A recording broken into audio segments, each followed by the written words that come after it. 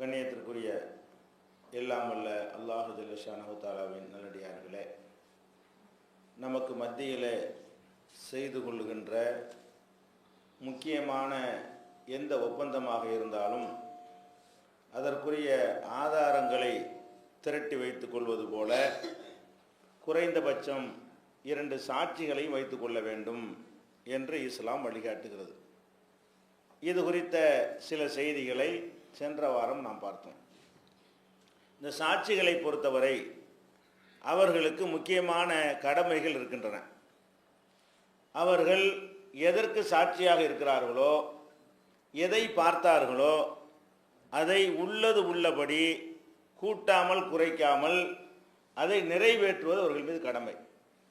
பொய்யாக வேண்டியவர்களுக்காக சாட்சி சொல்வது, அந்த சபையிலே இல்லாமல் இருந்திருந்தும் கூட ஒருவருக்கு சாதகத்தை ஏற்படுத்துவதற்காக நான் தான் இருந்தேன், எனக்கு தெரியும், நான் பார்த்து கொண்டிருந்தேன் என்றெல்லாம் பொய்யாக சாட்சி சொல்லக்கூடியதெல்லாம் இன்றைக்கி சர்வசாதாரணமாக நடைமுறையில் இருக்கிறது. இதை பற்றி எந்த விதமான ஒரு பயமோ உறுத்தலோ இல்லாமல், இறைவனை பற்றி அச்சம் இல்லாமல் பொய் சாட்சி சொல்லக்கூடியவர்கள் மலிந்திருக்கிறார்கள். சாட்சியத்தை பொறுத்தவரை யார் பொய் சாட்சி சொல்கிறார்களோ, நபிகள் நாயகம் ஸல்லல்லாஹு அலைஹி வஸல்லம் அவர்கள் 7 பெரிய பாவங்களை பட்டியலிட்டார்கள். பெரிய பாவங்கள் அல்லாஹ்வுக்கு இணை கற்பித்தல், பெற்றோர்களை தொல்லைப்படுத்துதல் என்று பட்டியல் போடும் பொழுது அதில் ஒரு பாவமாக சொன்னார்கள் அலா வ ஷஹாதத்து ஜூர், பொய் சாட்சி சொல்வது இருக்கிறத, அதுவும் மிகப்பெரிய பாவம். 7 பாவங்களை பட்டியலிடும் பொழுது அதில் ஒரு பாவமாக 7ல் ஒன்றுனா கவனிச்சுக்கிறங்க. உலகத்தில் செய்கிற பாவங்கள்ல எல்லாம் பெருசுன்னு ஒரு 7 தேர்ந்தெடுக்கிறாங்க. அந்த 7ல் ஒரு பாவமாக எது இருக்கிறது? பொய் சாட்சி சொல்ல இருக்கிறது. அப்போ நமக்கு தெரியாத ஒரு விஷயத்தை, நம்ம சம்பந்தமில்லாத ஒரு விஷயத்தை ஒருத்தர் மேலே கொண்ட விருப்பத்தின் காரணமாக, அவர் சொந்தக்காரங்கிற காரணமாக, அவருக்கு ஆதாயம் கிடைக்கட்டும் என்ற காரணமாக நம்ம என்ன செய்யக்கூடாது? அவருக்கு சாதகமாக போய் பொய் சாட்சி சொல்லிவிடக்கூடாது. நபிகள் நாயகம் ஸல்லல்லாஹு அலைஹி வஸல்லம் சொல்கிறார்கள், யார் ஒருத்தன் பிறருடைய பொருளை அபகரிப்பதற்காக, துணை செய்வதற்காக பொய் சாட்சி சொல்கிறானோ அவன் மீது ஹர்ரம் அல்லாஹு அலைஹில் ஜன்னா, அவனுக்கு சொர்க்கத்தை அல்லாஹ் ஹராமாக்கி விடுகிறான் என்று சொன்னார்கள். உளவுக்கான செய்யன் யசீரன், சும்மா அற்பமான பொருளாக இருந்தாலும் சரி, கோடி ரூபா மோசடி செஞ்சாதான்னு கிடையாது, சின்ன பொருளாக இருந்தாலும் சரி அப்படின்னு சொல்கிறாங்க. அப்போ இன்னும் சொல்கிறாங்க ரசூல் ஸல்லல்லாஹு அலைஹி வஸல்லம், உளவு கலீபமின் உராக், இந்த பல் துளக்கிற குச்சி இருக்கு பாருங்க, அந்த குச்சியை அபகரிக்கிறதுக்கு பொய் சாட்சி சொன்னாலும் சரிதான், அதுக்கு நரகம்தான், சொர்க்கத்தை அல்லாஹ் ஹராமாக்கி விட்டான்ங்கிறாங்க. ஒரு பேனா இது யாருடையதுன்னு விவகாரம் வருகிறது, யாருடையதா இல்லையோ அவருடையதுன்னு இவர் பொய் சாட்சி சொல்வாரையானால், அல்லது அவரை என்னுடையது என்று பொய்யாக வாக்குமூலம் கொடுத்து எடுத்துக்கொள்வாரையானால் அவர் கிடைக்கிற பரிசு என்ன? அல்லாஹ்வுக்கு இணை கற்பித்தால் எப்படி சொர்க்கம் ஹராமாகி விடுமோ, நரகம் கடமையாகிவிடும். சொர்க்கம் ஹராம்டா என்ன? பர்மனண்ட் நரகம். ஒரு பொருளை அல்லாஹ் மேரில் போய் சொல்லி சத்தியம் பண்ணி இந்த மாதிரி சாட்சி சொல்லி அபகரித்துக் கொள்வார்களே, ஆனால் அவங்களுக்கு சொர்க்கத்தை அல்லாஹ் ஹராமாக்கி விடுகிறான் என்ற அளவுக்கு இது பாரதூரமான பயங்கரமான குற்றமாக மார்க்கத்தில் சொல்லப்பட்டிருக்கிறது. திருமறை குர்ஆனில் அல்லாஹ் என்ன சொல்லி காட்டுகிறான்? இன்னல்லதீன யஸ்தர், இது ஒரு சம்பவத்துக்காக இறங்குறது. நபிகள் நாயகம் ஸல்லல்லாஹு அலைஹி வஸல்லம் அவங்கள்ட்ட ஒரு யூதரும் ஒரு சஹாபியும் ஒரு முஸ்லீம் வர்றாங்க. ஒரு பொருள் சம்பந்தமாக விவகாரம் கொண்டு வர்றாங்க. அந்த பொருள் யூதருடைய கையில் இருக்கிறது, இவருடைய முஸ்லீமுடைய கையில் இல்லை. அப்போ என்னுடையதான் என்று அந்த சஹாபி ஆர்குமெண்ட் பண்ணுறாரு. நபிகள் நாயகம் ஸல்லல்லாஹு அலைஹி வஸல்லம் கேட்குறாங்க, அலக்க பையினத்துன், உன்னுடையதுன்னு சொல்றியப்போ உனக்கு என்ன ஆதாரம் வச்சுக்கிற? இல்லை ஆதாரமெல்லாம் ஒன்றுமே இல்லை அப்படிங்கிறாங்க. அப்போ நபிகள் நாயகம் ஸல்லல்லாஹு அலைஹி வஸல்லம் சொல்கிறாங்க, உன்னிடத்தில் ஆதாரம் இல்லைன்னு சொன்னால் யாரிடத்தில் இருக்கிறதோ, அந்த யூதர்கிட்ட இப்போ கைவசம் இருக்கிறது, அவர் அல்லாஹ் மேலே சத்தியம் பண்ணிட்டு எடுத்துகிட்டு போயிட வேண்டியதான். உங்ககிட்ட ஆதாரம் இல்லை, அவர் கையில் பொசிஷன் வச்சுருக்காரு. அப்போ உங்ககிட்ட ஆதாரம் இல்லைன்னா நான் என்ன தீர்ப்பளிப்பேன்? அவர் சத்தியம் பண்ண சொல்லிடுவேன் அப்படின்ற உடனே இந்த சஹாபி சொல்கிறாரு, இவன் எவ்வளோ வேணாலும் பொய் சத்தியம் பண்ணிட்டு போயிடுவான், சத்தியம் பண்ணுறதுங்கிற பெரிய விஷயமா? மறுமை நம்பின ஆளுகளுக்கு தானே சத்தியம்லாம் பெரிய விஷயம் அப்படின்னு இந்த சஹாபி சொல்கிறாரு. உடனே அதுக்காக ரசூல் ஸல்லல்லாஹு அலைஹி வஸல்லம் தீர்ப்பை மாற்றலை. ஆனால் பொய் சத்தியம் செய்வது என்பது எவ்வளோ பெரிய குற்றம் என்பதற்கு ஒரு வசனம் வரலப்படுகிறது. அந்த வசனம் என்ன? இன்னல்லதீன யஸ்தரூன பி அஹதில்லாஹி வ ஐமானியும், அல்லாஹ்விடத்தில் செய்த ஒப்பந்தத்தை கொண்டும் சத்தியங்களை கொண்டும் யார் வந்து அற்பமான விலைக்கு வித்து விடுகிறார்களோ, பொய் சாட்சி சொல்றதுக்கு அர்த்தம், பொய் சாட்சி அற்பமான அந்த துன்யாவை அடைவதற்காக வேண்டி அல்லாஹ் மேல சத்தியம் செய்து விடுகிறார்களோ, உலாயிக்கலா ஹலாக்கலஹும் ஃபில் ஆகிரா, அவங்களுக்கு மறுமையில எந்த ஒரு நசீபுமே இருக்காது. உலாயு கல்லிமுஹுமுல்லாஹு யௌமல் கியாமா, கியாமத்தினால அல்லாஹ் அவங்கள்ட்ட பேசக்கூட மாட்டான், அவங்களுக்கு கடுமையான தண்டனை வேற இருக்கிறது. அப்ப யார் வந்து அற்பமான இந்த உலக ஆதாயத்துக்காக வேண்டி அல்லாஹ் மேல சத்தியமா என்னுடையது என்று சொல்கிறார்கள், அப்ப அல்லாஹ் என்ன செய்யறாங்க, இவங்க ஒரு கேலி பொருள் ஆக்கிடுறாங்க. அல்லாஹ் பேர் நம்ம இழுக்கிறோமே, அல்லாஹ் பார்த்துட்டு இருக்கிறானே, அவன் பேரை சொல்லி நம்முடையதுன்னு ஆக்க பார்க்கிறோமே, அப்ப அல்லாஹ் உன்னால முடிஞ்சதை பார்த்துக்கன்னு அர்த்தம். அல்லாஹ்வுக்கு எதிராக இந்த பொய் சத்தியம் சொன்னா அல்லாஹ் என்ன பண்ணிவிடுவான், இந்த மாதிரியான ஒரு எண்ணம் உள்ள இருக்க போய் தான் இந்த மாதிரி ஒருத்தன் செய்யறான்.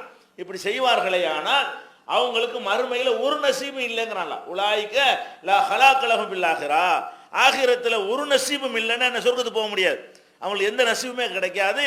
அதே நேரத்தில் வந்து அல்லாஹ் பேசக்கூட மாட்டான், சில பெரிய குற்றங்களுக்கு தான் அல்லாஹ் பேச மாட்டேங்கிறான், இவங்களோட அல்லாஹ் பேச மாட்டேங்கிறான், அவங்களுக்கு கடுமையான இழிவு தரக்கூடிய வேதனை இருக்கிறது என்றும் அல்லாஹ் திருமறை குர்ஆன்ல சொல்லி காட்டுகிறான். இந்த வசனம் அப்போதுதான் அருளப்பட்டது. இப்போ என்ன வழங்கனே, நமக்கு சம்பந்தமில்லாத ஒரு பொருளை நம்முடையதுன்னு ஆக்குவது ஒரு பெரிய குற்றம், அதுக்கு அல்லாஹ் மேலேயே சத்தியம் செய்கிறது அது அடுத்த குற்றமாகி விடுகிறது. அப்போ சாட்சிக்கு இது பொருந்தும், அதுக்கு வாதிடுகிறான சொந்தம் கொண்டாடுறான அவனுக்கு பொருந்தும். இந்த பொய்யாக சாட்சி சொல்லி சத்தியம் செய்து தனதாக்கி கொள்வது இது வந்து மார்க்கத்தில் பயங்கரமான குற்றம் என்பது விளங்கி கொள்ள வேண்டும். அதே நேரத்தில் வந்து சில நேரங்களில் பொய் சாட்சி சொல்வது மார்க்கத்தில் அனுமதிக்கப்பட்டு தான் ஆயிரும்.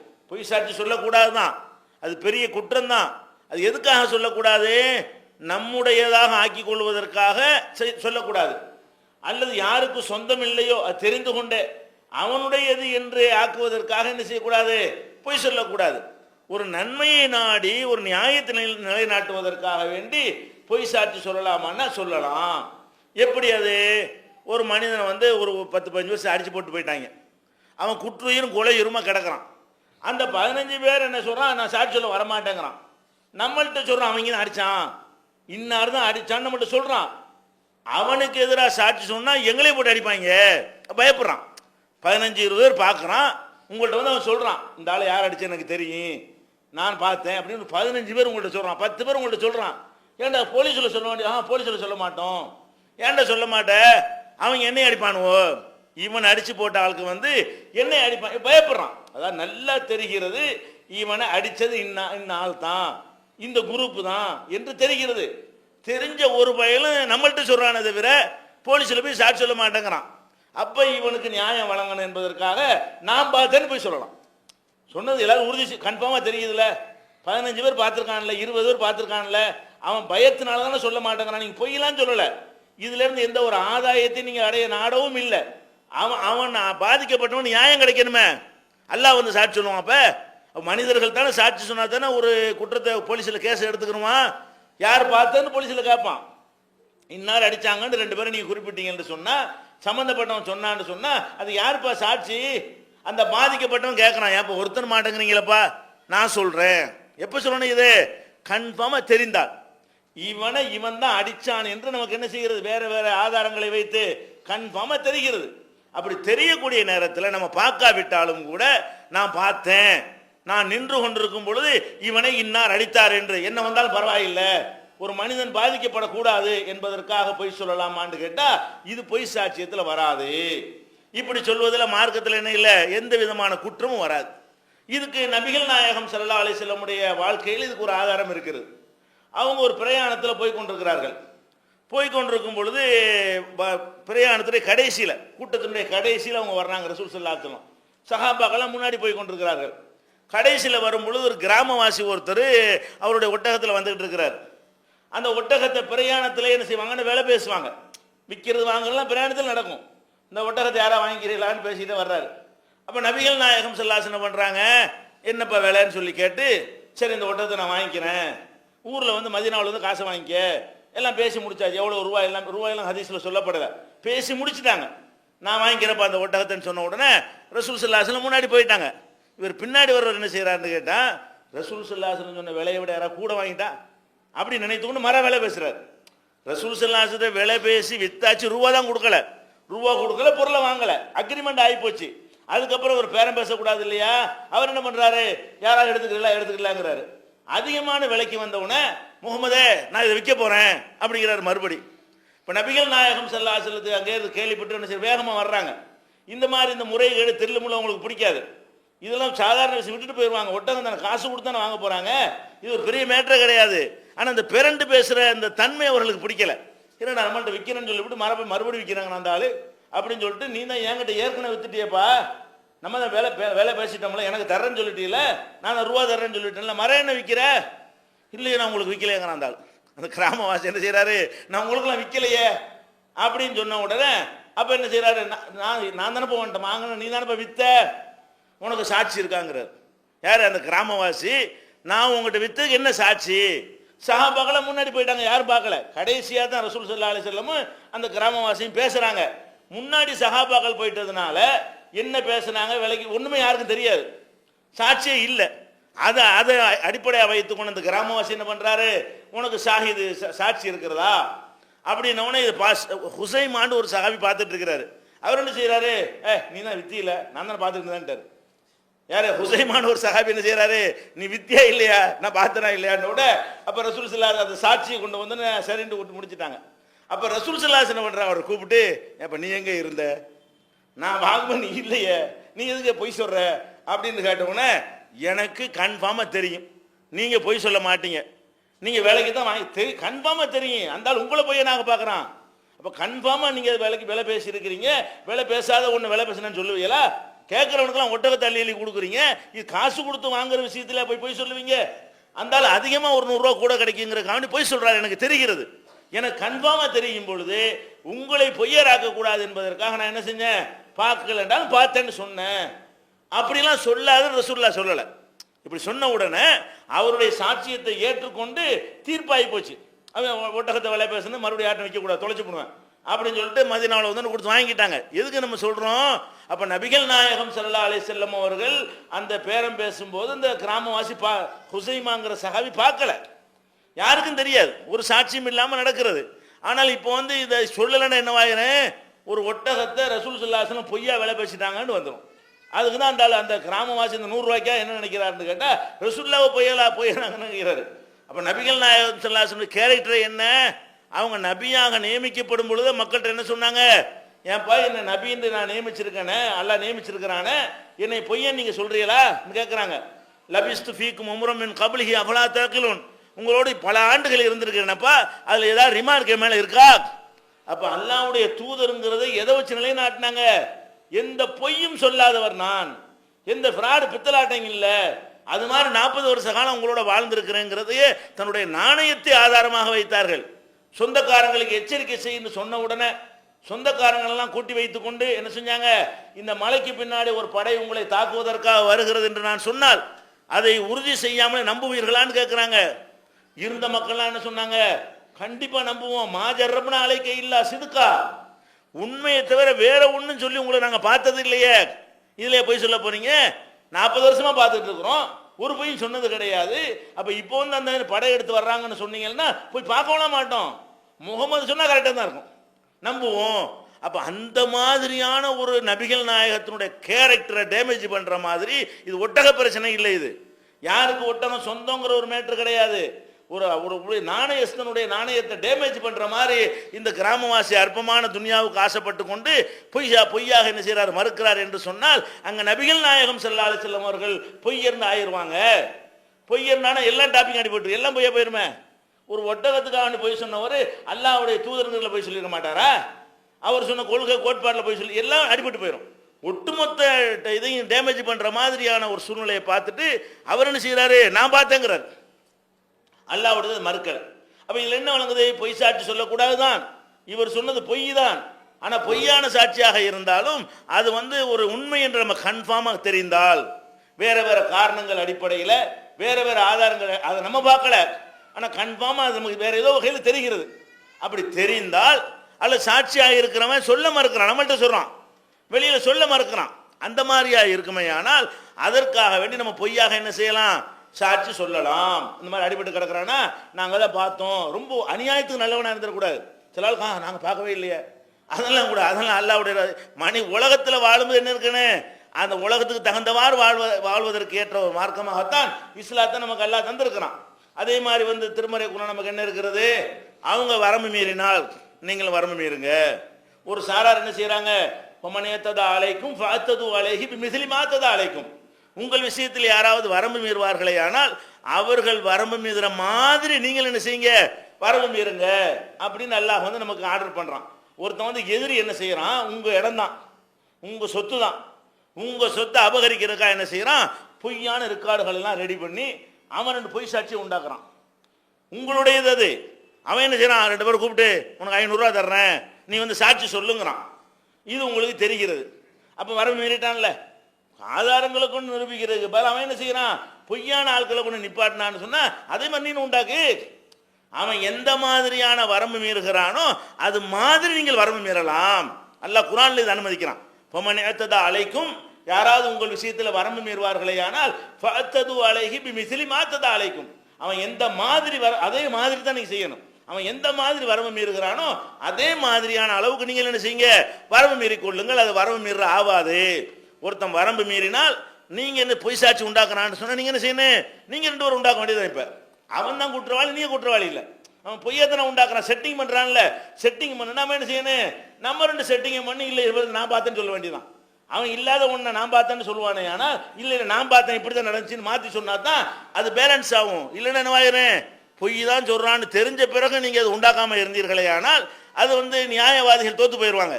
நிஜமாக அவன் பொய்யே சொல்லலை, ஆதாரத்தின் அடிப்படையில் நம்ம கோர்ட்டில் தோத்து போனால் அது ஒரு கணக்கு வேற. ஆதாரம் நம்மள்கிட்ட இல்லை, அவங்ககிட்ட ஆதாரம் இருந்துச்சு, அப்படி தோத்து போனால் அது வேற. அதுக்கு முன்னு செட்டிங் பண்ணக்கூடாது. வேணும்னு ஒருத்தன் செட்டிங் பண்ணி போய் சொல்லுவானே ஆனால் அதே மாதிரி சொல்லுவது தப்பு கிடையாது. அதே மாதிரி மஸ்ஜிதுல் ஹராம் இருக்கிறது, அதில் யுத்தம் செய்யக்கூடாது. ஆனால் பொய்யின் காத்தலுக்கும் ஃபில் மஸ்ஜிதுல் ஹராமி, மஸ்ஜிதுல் ஹராமில் வச்சு ஒன்னையும் அடிக்க வந்தால் திருப்பி அங்கே போட்டு அடி. மஸ்ஜிதுல் ஹராம் காபத்துல்லாவில் சண்டை போடலாமா, சண்டை போடக்கூடாது.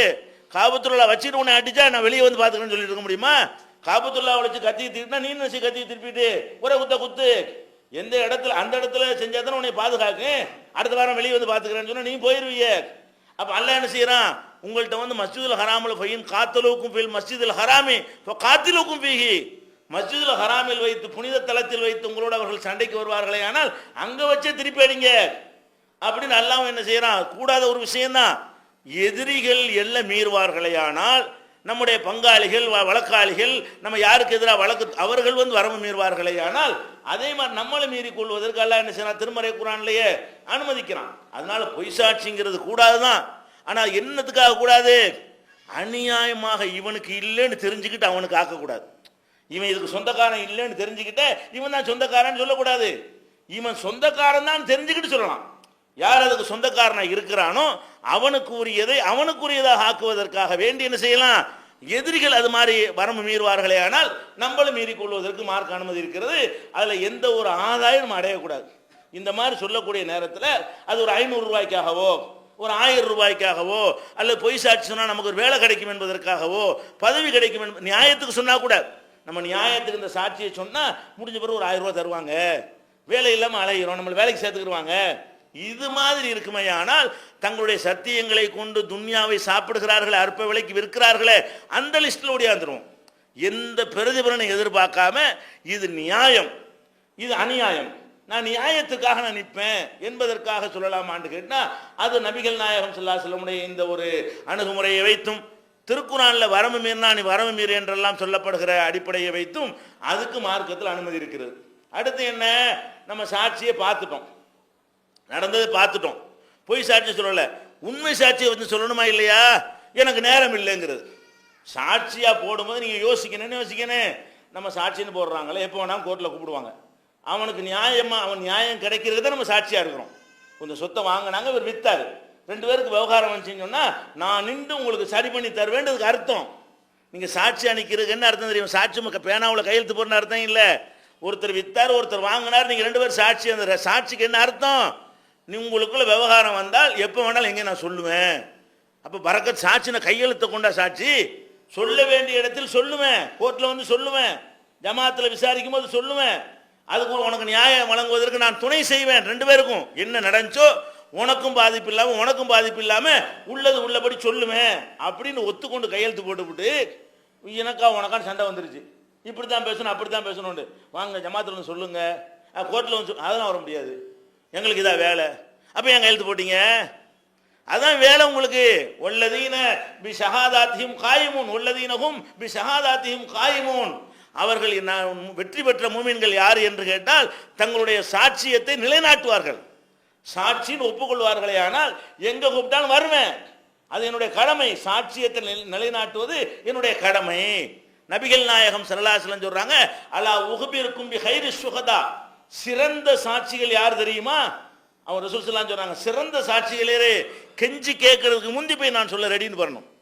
பிரச்சனையா சிலப்பா நான் வர்றப்ப நான் தானே இருந்தேன்ல, நான் வர்றேன், எனக்கு ஒரு பிரச்சனை இல்லை, எனக்கு ஒரு கஷ்டம் இல்லை, நான் நேரத்தை ஒதுக்கிட்டு வர்றேன் அப்படின்னு யார் சொல்கிறார்களோ, அல்லது யஸ்ஹதுஹா கப்ல அன் யஸ்அலஹா, கேட்கறதுக்கு முன்னாடியே வந்து யார் சொல்ல முன் வருகிறானோ அவன் தான் சிறந்த சாட்சியாளர் என்று நபிகள் நாயகம் ஸல்லல்லாஹு அலைஹி வஸல்லம் சொல்றாங்க. அப்போ இந்த சாட்சி விஷயத்தில் நம்ம அதை ஒப்புக்கொள்ளுமே என்ன செய்யணும், விளங்கி ஒப்புக்கொள்ளணும். இது எங்கே வேணாலும் கூப்பிடுவாங்க, நம்ம போய் சொல்ல வேண்டியிருக்கும், ஒரு நாள் வேலையை விட வேண்டியிருக்கும், ஒரு அரை நேரம் அதுக்காக ஒதுக்க வேண்டியிருக்கும், கொஞ்சம் கஷ்டமாக இருக்கும். ஒரு 10-15 ரூபா திருப்பி திருப்பி கூப்பிடுவாங்க, குறுக்கு விசாரணை கிராஸ் எல்லாம் பண்ணுவாங்க. சாட்சின்னு விட மாட்டான்ல, எதிர்பார்த்து என்ன செய்வான், அதை எதிர்கேள்வி கேட்டு நீங்கள் உண்மை சொல்றீங்களா பொய் சொல்லலான்னு கண்டுபிடிப்பான். வக்கீல் பல விதமாக குடஞ்சியெல்லாம் கேள்வியெல்லாம் கேட்பான். இதெல்லாம் எங்களுக்கு தேவையா அப்படின்னு நினைச்சிருவோம். இதெல்லாம் விளங்கி எல்லாத்துக்கும் தயாருங்கிற வகையெல்லாம் நம்ம சாட்சி, அது ஒரு கடமை. 2 பேருக்கு நடக்கிறது உண்மையை நம்ம கடமை, அப்படி ஒத்துக்கொண்டு வர வேண்டும். நிறைய பேர் சாட்சிக்கு வரமாட்டேங்கிறாங்க, சாட்சி கையெழுத்து போடுவாங்க, பஞ்சாயத்துன்னு வந்துட்டா அதுக்கு நான் வரமாட்டேன், கல்யாண சாட்சிக்கு வரமாட்டேங்கிறாங்க. சாட்சின்னு கையெழுத்து போட்ட ஆட்கள் எல்லாம் பஞ்சாயத்து சொன்னாங்களான்னு கேட்டு பாருங்க, வரமாட்டேங்கிறாங்க. அப்போ சாட்சிங்க இந்த சபையில் சாட்சியவராக வாசிக்கும் போது மட்டும் அது பெருமையை நினைத்து கொண்டாடுறத தவிர அந்த சாட்சியத்தை கூப்பிடும் பொழுது வரணுமா இல்லையா? அப்போ யாரை கொண்டு நிறுவன பொய் சாட்சியை உண்டாக்க முடியும்? அப்போ யார் அதுக்கு தயாராக வரீங்களா இதெல்லாம் கேட்கணும் சாட்சிகள்கிட்ட. நாளைக்கு பிரச்சனை வந்து வருவீங்களா, எப்போ கூப்பிட்டாங்க வருவீங்களா, அது உங்களுக்கு கெப்பாசிட்டி இருக்குதா அப்படின்னு கேட்டு ஒத்துக்கொண்டால் தான் நீங்கள் சாட்சிங்கிறது குறிப்பிடணும். உங்களுக்கு இல்லைங்க நான் பார்த்துக்கிட்டு தான் இருக்கிறேன், நமக்கு முடியாதுங்க, அங்கே அலைய முடியாது, இருப்பேன் இல்லாமல் போய் வெளிநாட்டு போகிற மாதிரி இருக்கிறேன், நம்மளை போடாதுன்னு சொல்லிவிடுங்க. வேற ஆளை போட்டிருப்பாங்களா இல்லையா? வேற யார் வந்து சாட்சி சொல்ல தயாராக இருப்பாரோ அவரை போட்டிருப்பார்கள். இந்த சாட்சியத்தை பற்றின சட்டம் விளங்காததுனால இப்படி எல்லாம் இருக்கிற ஒரு காட்சியை பார்க்குறோம். அடுத்தது என்ன, இந்த சாட்சியத்தை பொறுத்த வரைக்கும் உண்மையான சாட்சிகளாக இருக்கணுங்கிறதுக்காக வேண்டி இது வந்து பெண்களை வந்து மட்டப்படுத்த நினைச்சிடக்கூடாது. சாட்சியிலே மார்க்கம் என்ன சொல்லுதுன்னு கேட்டால், ஆண்களாக இருந்தால் 2 சாட்சி, பெண்களாக இருந்தாங்கன்னா 2 பொம்பளை ஒரு ஆம்பளை அப்படி சாட்சி சொல்லணும். ஒரு விஷயத்துக்கு சாட்சி சொல்வதாக இருந்தால் 2 ஆம்பளை வந்து சாட்சி சொல்லணும். 2 ஆம்பளை இல்லைன்னு சொன்னால் ஒரு ஆம்பளையும் 2 பொம்பளையும் வரணும். ஒரு ஆம்பளை இடத்துல எத்தனை பேர், 2 பெண்ணுங்கிற மாதிரி அல்லாஹ் திருமறை குர்ஆனில் பக்ராவில் இந்த கடன் சம்பந்தமான வசனத்தை சொல்லும் பொழுது அல்லாஹ் வந்து அப்படி சொல்லி காட்டுகிறான். இது ஏன் இப்படி அல்லாஹ் சொல்கிறான்? சாட்சிங்கிறது உள்ளது உள்ளபடி நிறுவுறதுக்கு தானே சாட்சிங்கிறது. இது யோசிச்சு பார்த்தா பொம்பளைக்கு என்ன அறிவு கம்மியா, இப்பெல்லாம் கேள்வி கேட்பாங்க, பொம்பளைக்கு என்ன அறிவு கம்மியா, அவங்க நிறைய மார்க்லாம் வாங்குறாங்க, அவங்க தானே +2 அதிகமான முதலிடத்தில் வந்து கொண்டிருக்கிறார்கள், அவங்க நல்ல வேலை, அதிலெல்லாம் குறை கிடையாது. இது இவங்க என்ன சொல்ல, அல்லாஹ்வுடைய ரசூலை சொல்லிட்டாங்க, உங்களுக்கு எவ்வளோ பெரிய திறமை இருக்கிறது என்று சொன்னால் கூறிய மதிப்படைத்தவனே அப்படி தலைப்புற பிரட்டிடுவீங்க, அவ்வளோ திறமை இருக்குன்றலாம். திறமையிலலாம் மேட்ரு கிடையாது. அது மேட்ரு எங்கே வருதுன்னு கேட்டால், சாட்சியம் வந்து உண்மையின் அடிப்படையில் இருக்கணும். என்ன பார்க்குறோமோ அதன் அடிப்படையில் இருக்க வேண்டும். பொய் உண்மை எப்படி கண்டுபிடிக்கிறது? மனசில் உள்ள நம்ம அறிய முடியுமா? நான் ஒரு சாட்சியத்தில் உண்மை சாட்சி சொன்னேன், நீங்கள் உங்களால் கண்டுபிடிக்க இயலுமா? நான் சொல்ல பொய் சாட்சின்னு கண்டுபிடிக்க இயலுமா? இயலாது. எதை வச்சு கண்டுபிடிப்போம்? கிராஸ் பண்ணும்போது தான் கண்டுபிடிப்போம். ஒரு சாட்சி சொன்ன உடனே அதில் சில கேள்விகள் கேட்போம். 8 மணிக்கு நடந்துச்சுமா, 8 மணிக்கு வந்து நடந்திருக்காது, இவன் 8 மணிக்கு வேற எங்கேயா இருந்திருப்பான் பாருங்க, அதை கொண்டு போய் போட்டு நான் மாட்டிக்கிடுவான். இல்லை 8:30 மணிக்கு பிறண்டான்னு வைங்களேன், சாட்சியில் தடுமாற்றம் வந்த உடனே என்ன செய்வாங்க, கரெக்டாக கண்டுபிடிச்சிருவாங்க. திருப்பி திருப்பி கொஸ்டின் கிராம் 2வது அதே சொல்லுவாங்க, முதல் சொன்ன மாதிரி சொன்னான். உண்மையை எப்போ ஒரே மாதிரி சொல்ல முடியுமுங்க, பொய் நேரத்து நேரம் மாறிக்கிறோம். இன்னைக்கு சொல்லும்போது ஒரு மாதிரியா சொல்லிடுவான், பொய் விட்டடிக்கிறது தானே, அது மனசுலேருந்து வர்றது இல்லை, வாயிலிருந்து வர்றது, ரெக்கார்டாக இருக்காது, அதனால சொல்லிவிடுவான். அடுத்த நாள் கேட்கும்போது என்ன செய்வான், அதையும் மாற்றி சொல்லுவான், வியாழக்கிழமைன்னு மாற்றிடுவான். புதன்கிழமைன்னு சொல்லுவேன், வியாழக்கிழமைன்றுவான். 2ஆம் தேதிங்கிறோம், 3ஆம் தேதின்றுவான், 10 ரூபா 20 ரூபான்றான், என்னத்தை உடனே விட்டுருவான். அப்போ இந்த மாதிரி திருப்பி திருப்பி கேட்கும்போது மாட்டிக்கொள்வான். அப்போ இந்த கிராஸ் கொஸ்டின் போது தடுமாற்றம் மனுஷனுக்கு ஏற்படும். தடுமாற்றம் ஏற்படவுடனே அவன் சொல்ல பொய்யா உண்மையான்னு கண்டுபிடிச்சிருவாங்க. ஆனால் இந்த பொய் சொல்லும் பொழுது தடுமாற்றம் யாருக்கு ஏற்படும் கேட்டால் ஆம்பளைக்கு மட்டும்தான் ஏற்படுமா. விஞ்ஞானிகள் ஆராய்ச்சி பண்ணி சொல்கிறாங்க, பெண்களுக்கு பொய் சொல்லும் பொழுது எந்த விதமான தடுமாற்றம் ஏற்படாது.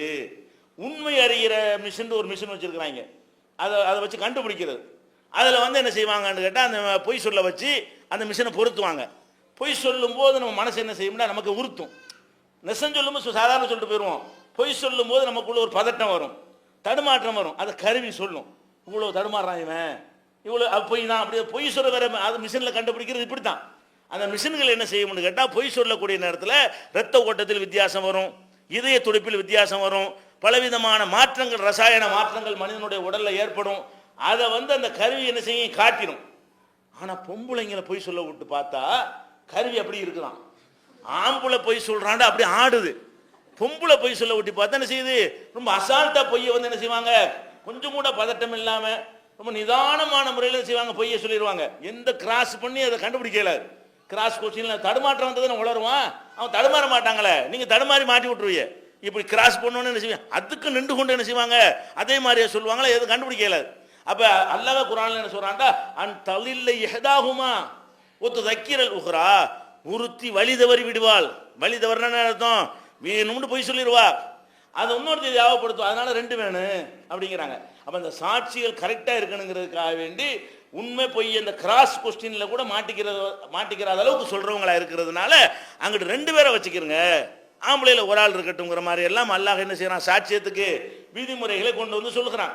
இன்னும் சாட்சியம் சம்பந்தமாக, ஒப்பந்தங்கள் சம்பந்தமாக, எப்படி இந்த பிரச்சனைகளை தீர்வு செய்தல் சம்பந்தமாக இன்னும் பல விவரங்கள் மார்க்கத்தில் சொல்லப்பட்டிருக்கிறது. இன்ஷா அல்லாஹ் அதை அடுத்தடுத்து வர பார்ப்போம். திருக்குர்ஆன் தமிழாக்கம் பி ஜெய்னுலாபிதீன் வெளிவந்து விட்டது 8வது பதிப்பு. அனைவருக்கும் புரியும் எளிய நடை, தேவைப்படும் வசனங்களுக்கு தெளிவான விளக்கங்கள், கலை சொற்களின் விளக்கங்கள், திருக்குர்ஆன் எவ்வாறு அருளப்பட்டது, எவ்வாறு தொகுக்கப்பட்டது என்பது குறித்து முழுமையான விளக்கம். நபிகள் நாயகம் ஸல்லல்லாஹு அலைஹி வஸல்லம் காலம் முதல் இன்று வரை குர்ஆன் பாதுகாக்கப்பட்ட வரலாறு, திருக்குர்ஆன் இறைவனின் வார்த்தைகள் என்பதற்கான அடுக்கடுக்கான ஆதாரங்கள், முந்தைய பதிப்புகளை விட மெருகூட்டப்பட்ட செய்திகள், கூடுதலான பக்கங்கள், அழகிய வடிவமைப்பு, உயர்தரமான பைண்டிங். விலை ரூபாய் 300 மட்டுமே. வெளியீடு மூன் பப்ளிகேஷன், நம்பர் 83/3, முதல் மாடி, மூர்தரு, மண்ணடி, சென்னை.